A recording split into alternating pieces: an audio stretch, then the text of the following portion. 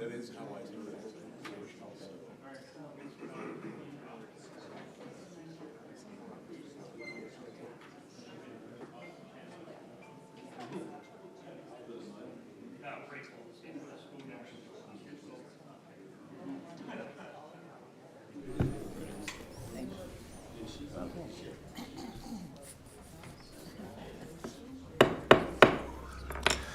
Morning, everyone. Welcome to the Rapid City Planning Commission meeting for November 21st, 2024. If any member of the audience wishes to speak to an item on the Planning Commission agenda today, there are speaker request forms on the table along the left wall. Please fill out the request with the agenda number of the item you wish to speak to and hand it to the staff seated on the left of the dais. At this time, we would also like to ask that if any member of the audience has a cell phone or other electronic device, that you either turn it off or turn the ringer to silent. If you need to take a call, please step out to the hallway so the meeting is not disrupted.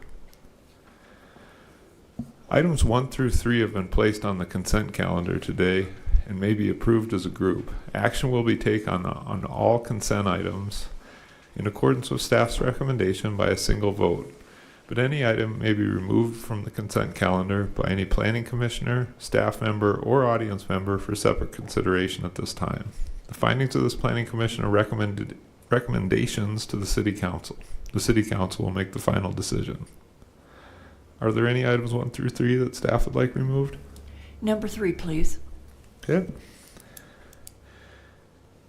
Any items 1 or 2 that any planning commissioner would like removed? And would any audience member like item 1 or 2 removed for separate consideration? The chair would then entertain a motion to approve items 1 and 2 in accordance with staff's recommendation. Motion to approve items 1 and 2 with, in accordance with the staff's recommendations. All right, Vince made the motion and Eric Heikus seconded the motion. Any discussion on that motion? All those in favor, please say aye. Aye. Any opposed? Motion carries. Item number 3. Thank you, Mr. Chair. We pulled item number 3 today when we realized that Eric Heikus will need to abstain since Terra Site Design is the co-applicant on this one. It is a rezone from general commercial district to medium density residential. We are recommending that it be approved, and we're only pulling it so Eric can abstain. Gotcha. Eric? I'll take my cue. I'm going to excuse myself from the table here and sit in the audience so that I can be available if needed. Thank you. Thanks. All right. Anything from the commission on item number 3? Okay, Mike Gallagher made the motion to approve item number 3 with, and is there a second to Mike's motion? Alicia, I think I heard. Any discussion on the motion to approve? All those in favor, please say aye. Aye. Opposed? Motion carries with Eric Heikus abstaining. All right, item number 4. Gonna need you, Andrea.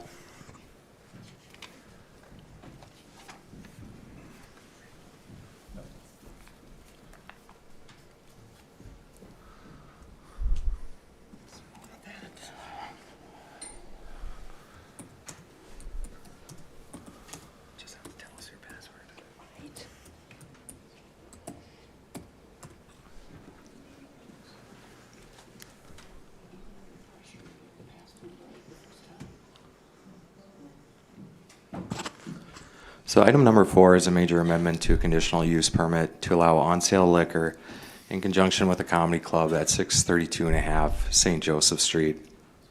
So this address is the lower level suite of the Buell building.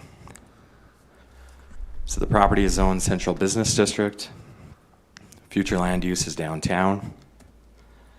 The property is accessed by St. Joseph Street, which is a principal arterial street on the city's major street plan. So this is a floor plan of the suite, and the comedy club will have everything that we'd expect of a comedy club.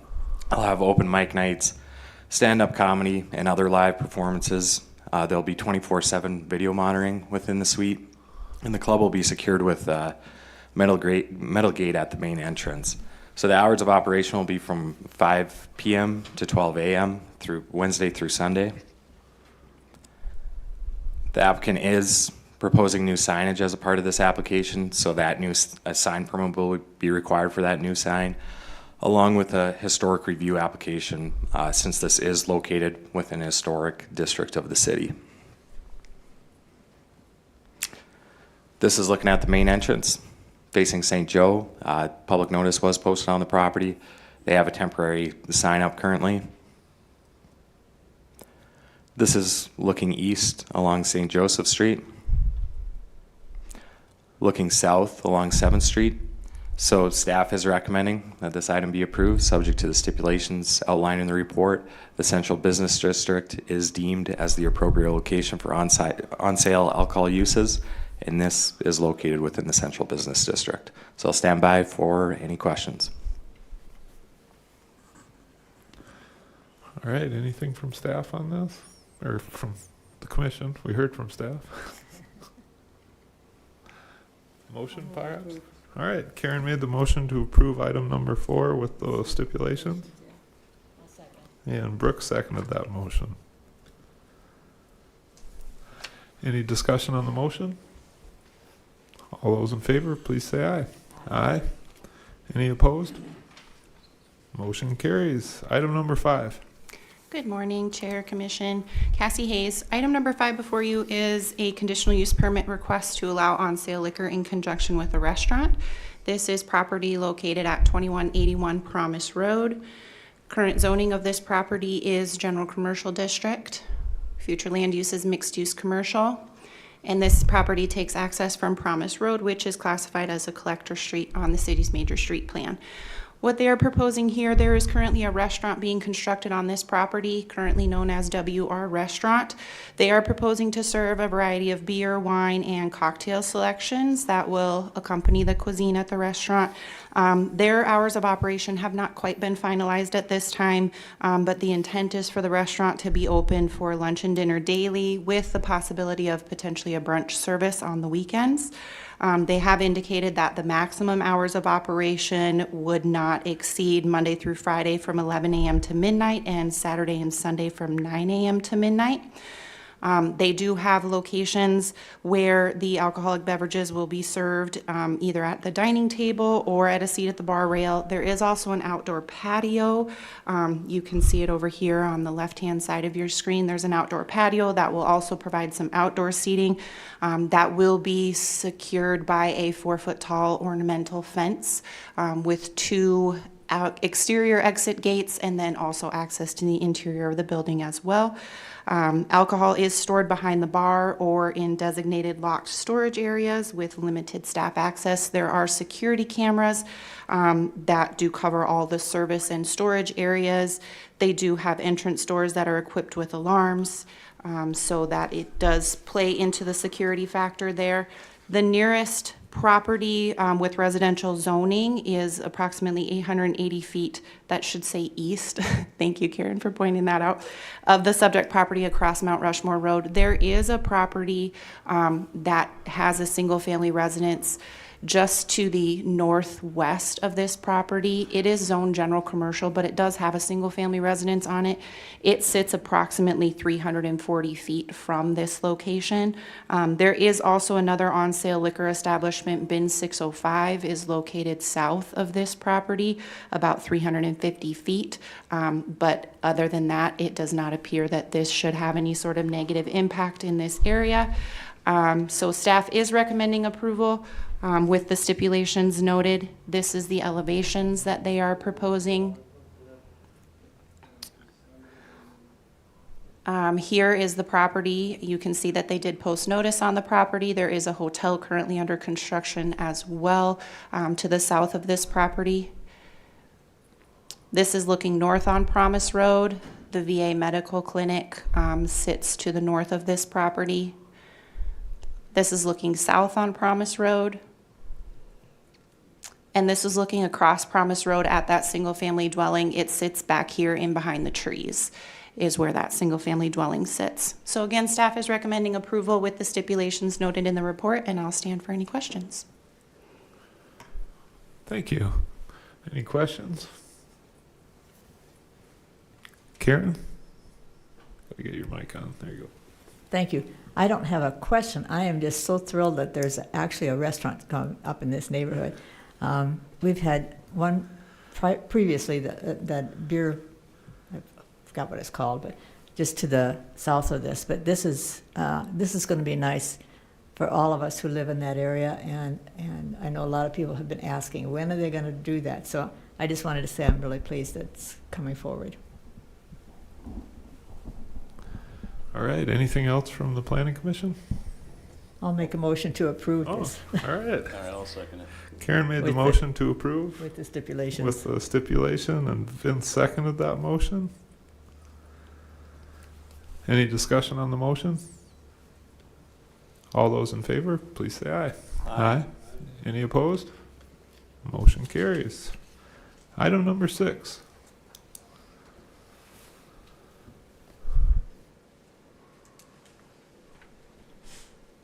Thank you. Good morning, Chair, Commission, Jessica Olson with Community Development. So this is application 24 UR22 to allow a group home and a K-12 school at 5301 Mount Rushmore Road. So this is the former National American University campus. We rezoned this from business park to office commercial earlier this year. So they're coming forward with some conditional uses that are permitted in the office commercial district. There's also some medical offices and administrative offices associated with the Children's Home Society of South Dakota that are already operational on this property. Those are permitted outright in the zone, and they came through with the building permit. So we are looking at both parcels, but the primary uses are going to be on lot 1 of the IGT subdivision. And they're utilizing the existing building, and they're basically remodeling the inside. So no actual building expansion. So like I mentioned, we're in the office commercial district.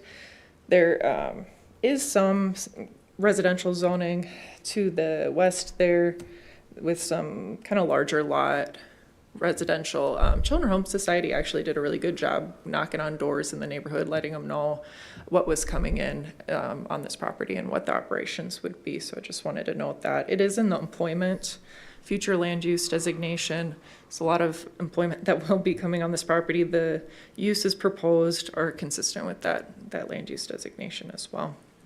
And we are off Mount Rushmore Road, which is a principal arterial. It feeds, the access actually comes off the service road, which is a collector. That goes up and becomes Tower Road to the north. But we also have Catron Boulevard to the south here. I will note, we had a variance for that Fox Road intersection for the apartments on the other side. So there is going to be some improvements to Fox Road and Mount Rushmore Road Service Road. The connection will actually come on Fox Road once the intersection at Catron and Mount Rushmore Road are improved with the new intersection that's going in there. And so there will be direct access, more direct access to this property as well. So the transportation facilities are consistent with what the uses that we're putting in here. This is just to get an idea of those uses that are around there. There's a lot of really large lots, which is expected. Some of this is commercial. To the south is actually where that restaurant we just discussed is. There's some apartments to the north and south here with single family tucked away to the west. And then across the road is the, it's like a senior housing with assisted living and some medical offices as well. So the uses are pretty in line with what's already existing. I will note that when we reviewed the rezone, we found that all of the setbacks, height, all the area regulations of the building, the existing building, are consistent with the office commercial zone. So there's no issues there. This is the site plan that shows the different uses and their associated parking, landscaping. There are going to be a couple outdoor playground areas by the school and the residence wings. And so we've just noted in the staff report and stipulated those have to be fenced to make sure safety for the kids, and that's a minimum of 4-foot fencing there. They well exceed all of the parking, landscaping requirements. I will note the front does not have sidewalks along that service road. Those are anticipated to be put in when they do the improvements. With the building permit, they still have to show or get an exception to those sidewalks. Same thing along Fox Road here. There's some walking paths that I think are along the kind of west side of the Fox Road half. So just a note to the applicant on those. So the 4-foot fence and the sidewalks, or the exception to sidewalks, would need to be shown at building permit. So the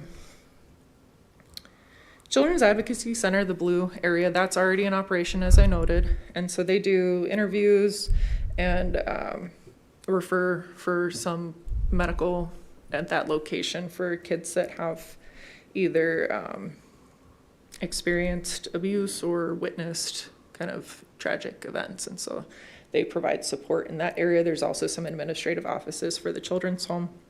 The residence wing will be housing up to 40 children. And they're typically, so they allow from 4 to 14, but they're typically on the younger side. So they have an average age of 9 years old. So while they accept up to 14 years old, it's not as common to have someone that age. All of the children that are residing in the residence wing would also be going to the day school, that area in red.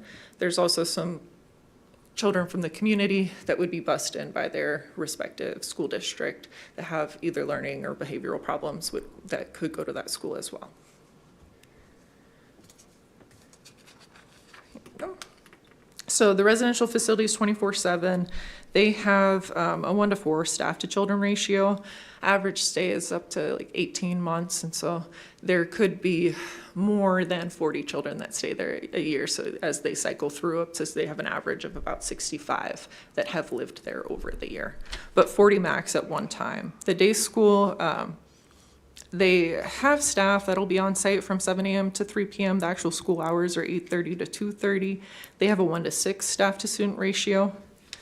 And then the Child Advocacy Center runs from 8 a.m. to 5 p.m.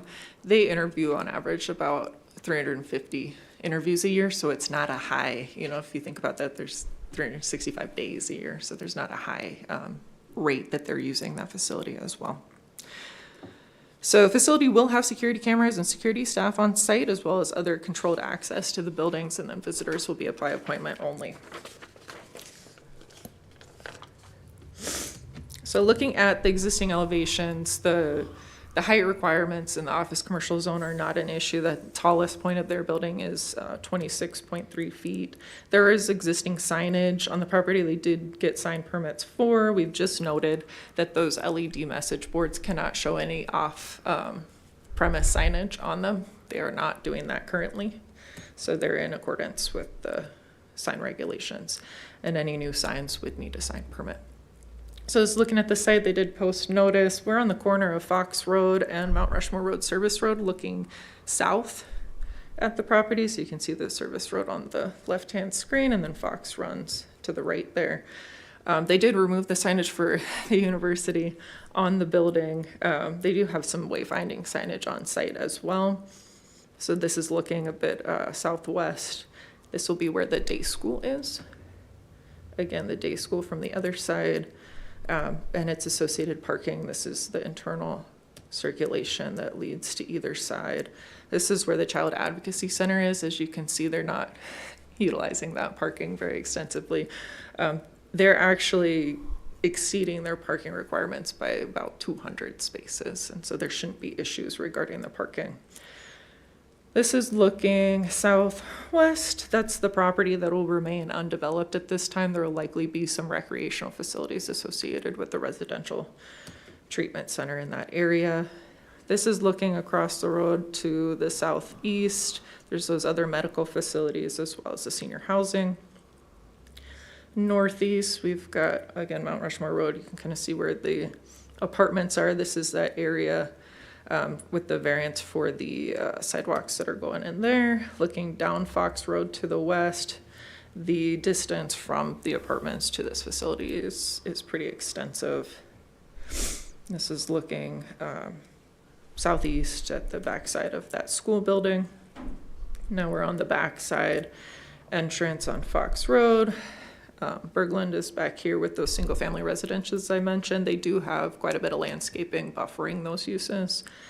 Some of this area will be used for the playground for the day school. The back parking lot will be eventually turned into a playground. Again, this is that buffering we're looking from the single-family residences at the parking lot in the rear. And then this is where the recreational area for the residential facility would be. So the applicant is in the audience if you have any questions with them, and I'll stand for any questions as well. Oh, we are recommending approval with the stipulations noted at the end of the report. Thank you. Thank you. Eric Hikas. Thank you, Mr. Chair. I think this is an exceptional project. I think it's a perfect use for this facility. I'm just going to soapbox for a second. This is adaptive reuse. It's a very sustainable practice. We're taking something that was used one way previously, and with some minor changes, it sounds like it's being used for another, and not wasting any resources or facilities. It's great to see. Thank you. I'm going to be supporting this for sure. Thank you. I had one question on the sidewalks. Maybe you can explain that variance a little more. Just with I think it's called the altitude to the north and Copper Ridge from way back to the south. I've noticed a lot more people walking along the service road. Can you just go through what's going on with sidewalks along that? So we granted, the Zoning Board of Adjustment granted a variance to the altitude apartments so that we could actually, the South Dakota Department of Transportation could acquire property. So essentially that property line's moving, which means their setback was affected, and it would be less than the 25-foot requirement. And so I'm not sure the status, if they've acquired that piece of property, but with the, and when they move the intersection from Table Rock to Fox Road, they'll put in sidewalks with that project. I think it's somewhere in the 26, 27 range once the Catron intersection starts getting improved. And so that work would preclude putting sidewalk along that service road because you'd have to tear it out. Sorry. Yeah, so they will put the sidewalks in when they make those improvements. Gotcha. Sorry. Kelly? Vicki, did you want to add to that? No, I think that's great. If Todd, if you know anything else on the sidewalk, that would be helpful. Todd? Yeah, I guess regarding this property, with the DOT project, they are going up to Fox Road, and their plans, while they are preliminary, do show a sidewalk along the frontage road up to Fox Road. Okay. So from Fox Road to the south, and then a short section where the project ends just barely north too. So any sidewalk that went in prior to the project would just be sacrificial and have to get redone. I don't want to see that, but do think it's a good idea long term. Kelly? Thank you, Mr. Chair. Along those lines, just to clarify, so Fox Run will access Mount Rushmore Road full on. The access point at Taylor Rock on the west side, will that go away? Will that be demoed? Correct, it'll be closed. Thank you. And that's for distancing between intersections because of the extension of the ramps on Catron and Mount Rushmore Road. Mr. Chair. Vicki? Kind of adding a little bit to what Eric mentioned earlier. This is a great reuse of a facility that's been iconic to our community for many years. Andrea can remember when it was Sodak so many years back. But even more importantly, this is a service that is desperately needed in our community. There are so many children that are in need of assistance. And while there is, in many instances, pushback from neighborhoods in opposition to not wanting it close to them, I think that this group has done an excellent job doing an outreach to the neighborhood, inviting them to join them, answer their questions. The security that they've brought to ensure that the children are safe this close to Mount Rushmore Road and Arterial Street, and to ensure that they don't negatively impact the neighborhood. Needs to be mentioned. They've done a superb job. So we're hopeful that you support our position on it. And again, noting that we have so many children in our community that without this agency wouldn't have anyone to help them get through some hard times. All right, thanks, Vicki. Anything additional from the commission? I'll make a motion. All right, Make a motion to approve. with the 7 stipulations? With the stipulations. All right, Vince made the motion to approve with the stipulations listed, and Eric Heikus seconded that motion. Any discussion on the motion? All those in favor, please say aye. Aye. Any opposed? Motion carries. Item number 7. Item number 7 is an ordinance amendment to define data centers in the zoning code as well as permit them in the light industrial and heavy industrial zones, with the caveat that they do need to provide documentation that at the building permit stage that they're able to obtain adequate electrical capacity supply to support the data center, and that needs to be agreed to by the energy provider. And then as well as the ability to obtain adequate water supply and sewer capacity to support the data center as agreed to, again, by the utility provider. We've done a lot of research on data centers over the last few months and have noted, they take up a lot of land, so industrial is an appropriate zone for them. Same thing, the light industrial and heavy industrial zones, the area regulations and the height standards really lend to the way that data centers need to develop out. And so we felt that was the appropriate zoning. They do actually have low transportation impacts because there's not a lot of employment at these facilities compared to their size. And those jobs tend to be in the higher paying range as well. So lower parking needs are the parking needs are lower, but the utility needs are much higher. And so they're cooling these systems. They're using a lot of energy to run the operation of the facility. So energy, water, the wastewater that comes off of that water quality is part of it, as well as noise they have backup generators that run every so often because they have to be running 24/7 to keep that data safe and secure and operating. So those are the issues that we found. We found that the light industrial and heavy industrial zones really lend to the issues that, it mitigates kind of those issues that arise, as well as the criteria that we've added for application at the building permit really helps us understand what the capacity needs are for water, wastewater, and the energy facilities. So staff is recommending approval of the ordinance amendment. And let me know if you have questions. Thank you. Any questions for staff? I'm going to jump in with a couple then. So I appreciated the, let's call it the section where utility companies and the city ultimately will have to support these.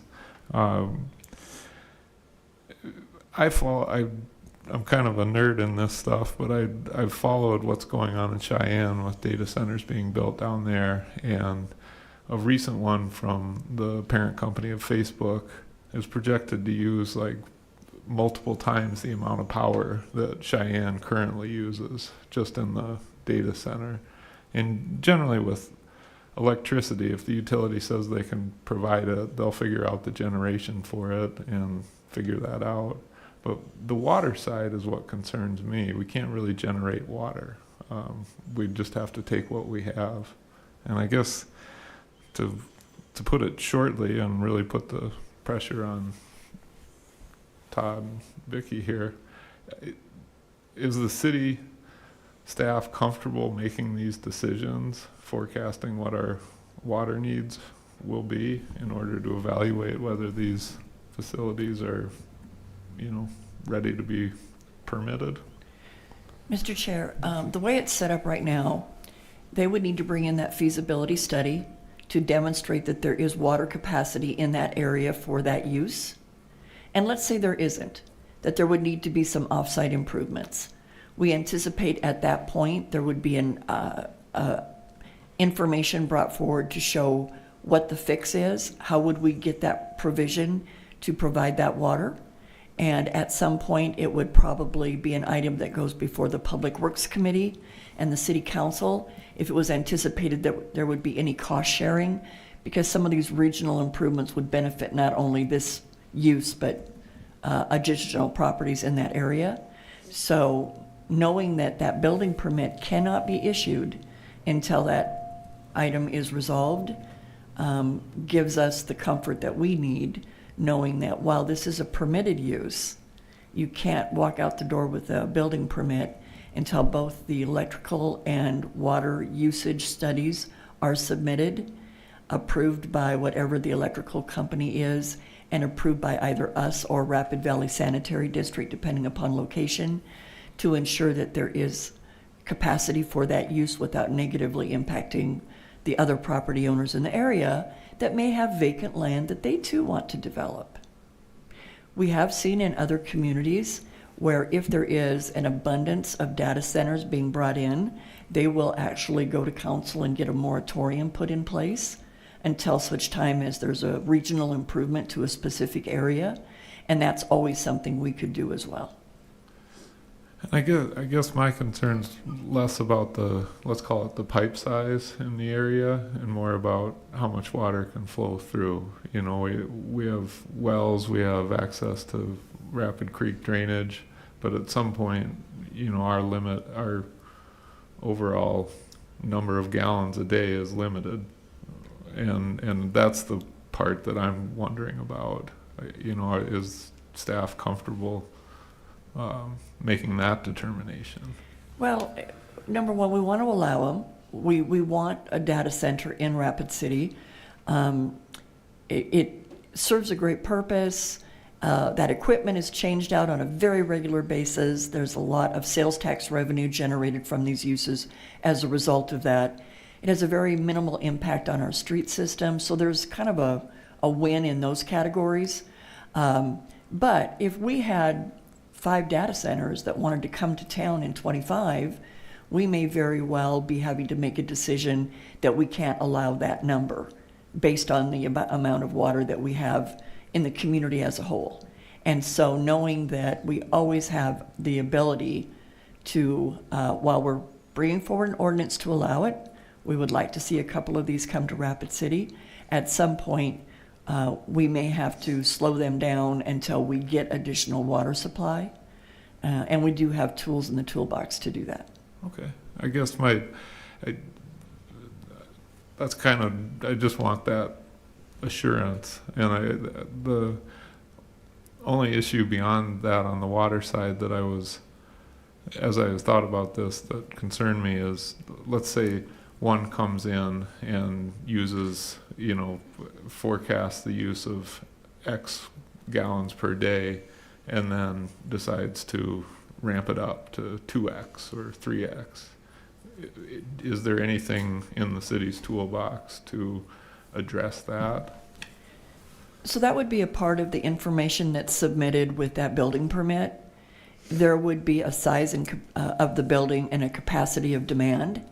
And anything beyond that, we always have that 20% expansion rule. It is always going to go back to you need another building permit. Okay. Last thing I thought of, and this is just again watching Cheyenne, our neighbor to the south, they had an issue where the federal government actually shut down a Bitcoin mine run by Chinese next to the F.E. Warren Air Force Base.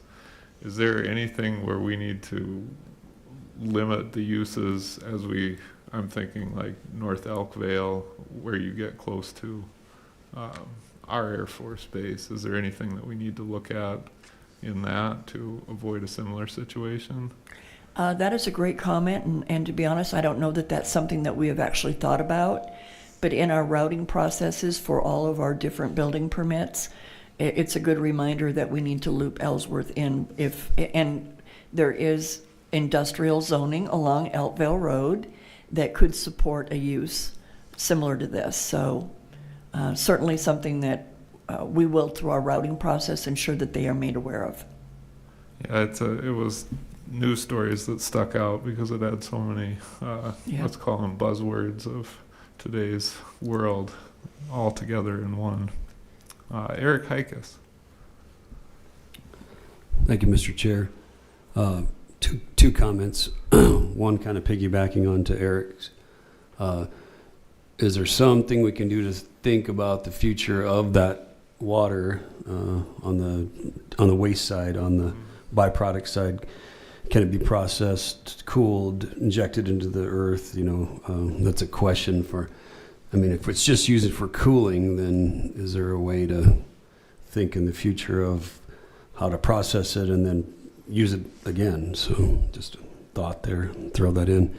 The other comment is, as my understanding, these processing centers are often organized and organized financially through a REIT, real estate investment trusts. There's a huge growth in these in the country. Another similar REIT would be the Rushmore Mall, where it's a huge investment. And I understand the organizational aspect of these. We could see these REITs start to move into this area if there are more processing data centers like these. We might see a little change in the economics of how these are. So I think to think that way, we also need to think in preparation for how these REITs are going to be, treated. So, Mr. Chair, Vicky? good comments. While I appreciate that comment, set aside from the proposed ordinance, that land ownership and business management would not be a part of what we would bring forward here. But I did want to share that in a lot of these data centers, there is the ability to some extent to recycle that water.